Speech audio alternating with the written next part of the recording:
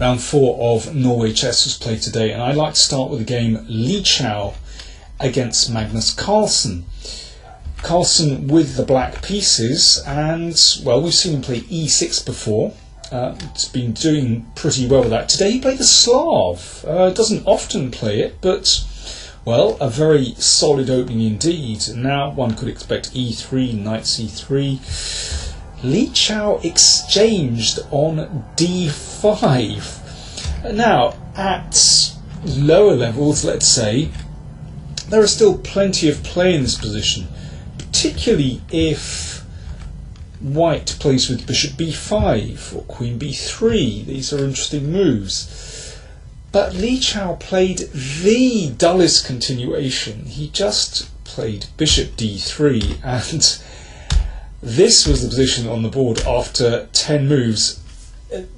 These moves used to be played all the time in games where players had kind of agreed to draw the night before and just wanted to put a few moves on the board without creating any complications. To Carlsen's great credit, he took this pretty seriously. Obviously, Li Chao was playing for a draw, but Carlsen still managed to create a few problems. Now, at this level, technique is so good that, in fact, Li Chao held the game without too many difficulties. But he said after the game that he wasn't feeling very well, and for that reason he just wanted to play for a draw. But, well, for Magnus, I'm sure he'd have liked something more interesting, but still, draw with black, a very comfortable draw, is certainly no problem for him. Now, I don't really want to go through any more of that game. I'd like to look at the game between Niels Grandelius and Pentala Hari Krishna. This was the most interesting game of the day. A French defence and the classical variation from Hari Krishna. Now, black can play several different variations here. Bishop b4, the McCutcheon, very sharp. Bishop e7, the old classical move, which I rather like. But Hari Krishna chose to exchange on e4, and then here you can recapture with the bishop. But he took back with the pawn, and this leads, well, obviously there's an imbalance in the position already. Black damages his pawn structure, but he does have two bishops. White has a bit of a space advantage. The normal, the most usual continuation here is knight f3, and you can play with b6 here. That's the old move. But Hari Krishna likes to experiment with this idea of a6 and b5, and well, he's played this quite recently in the Gibraltar tournament. Very interesting ideas. So black doesn't mind kind of creating weaknesses in his pawn structure, but there are two bishops flying around, and that queen is also very active. And Hari Krishna has had good results with this system. Now, Grandelius was probably anticipating this. He did something a bit different. He played queen d2. Certainly not the normal move here. b6 from Hari Krishna, and castles. Okay, this is certainly not bad. And knight c3. Now, if white can perhaps break with d5 to break up black's pawns, that's could be promising. So Hari Krishna played c6 just to prevent this one. And also c6 prepares queen c7, giving the queen a square, and then castles queenside. Well, you know, white needs a plan here, and in other variations, you know, white has often played bishop c4 with the queen on e2, preparing to exchange bishops on a6. But here, well, what's Grandelius's idea? He played queen h6. So this queen going on a little bit of an excursion very early. Now, there's only really one way to justify this, and that's to go in and grab a pawn. Now, black can't castle queenside because of queen f7, and black's structure falls apart. You have to play rook f8 here in order to evacuate the queen. But of course, black gives up a pawn Okay, f5. That prevents the queen coming back straight away, and a useful move, of course. A minor piece wants to come here for black. And now I thought the best thing for white to do would be to bring the queen back like this, and the game goes on. And black certainly has compensation in view of the bishops, but, well, compared with the game, this bishop is still on f1, and I think that might be the best place for the bishop, or perhaps looking to play g3 and bishop g2. But Grandelius played bishop c4 here. Now this is a very tricky move. There are sometimes threats against this pawn structure, but let's see what happened. First of all, the queen is driven away, and knight g4, hitting the queen and the pawn, so the queen drops back, and castles queenside. That's where the king belongs, obviously. Now, first I wasn't quite sure what kind of compensation does black have here, but let's see what happened in the game. First of all, I think this is a clever idea. Of course, white needs to get rid of this knight, but this move h3 is actually a little bit awkward, because now with the pawn on h3, it's not so easy to defend on the g file. Those pawns might be broken up, and the g3 square is sometimes weaker when it comes to advancing the f pawn. So,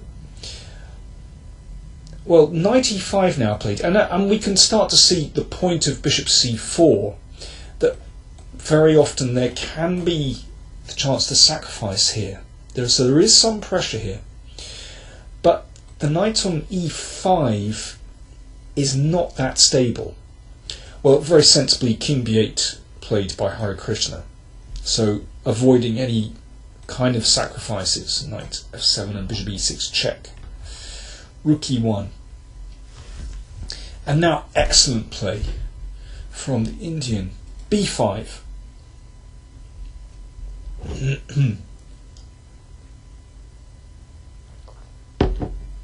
So the bishop maintains its position on this diagonal, and it does sometimes protect the king. But now b4. I mean, this is very bold play by the Indian. And the knight went back to e2 to give d4 some protection. But here's the point. I mean, you can only justify this b pawn's advance if you follow up with the c pawn, and black can do this because the queen, obviously there's a pin on the d file, and suddenly white's centre is looking really unstable, and black has tremendous compensation here. That's why I think it was actually a mistake to bring the bishop out to c4, because actually it was really just an object of attack, and probably wasn't that bad on f1. Anyhow, let's see. Queen e3, stepping out of the way, and now knight e4, an excellent move. So now there's a basic threat to exchange on d4 and take the knight. So this was supported, the knight was supported by the f pawn, but now that knight is, well, can't be driven away. Just a beautiful square. Krishna exchanged on d4, and let me just show you. Rook takes d4, not such a good move. After bishop c5, white has to take, and the queen in desperate trouble, even in its own camp, but still doesn't have a good square to go to. Let's go back. So knight d4 played. Bishop c5, look at those fantastic bishops.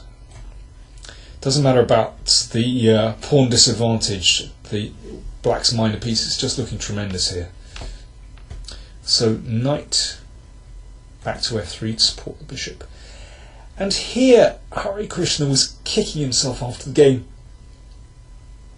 He played rook g8, which looks like a really strong move. It is a good move, but Grandelius finds an interesting defence.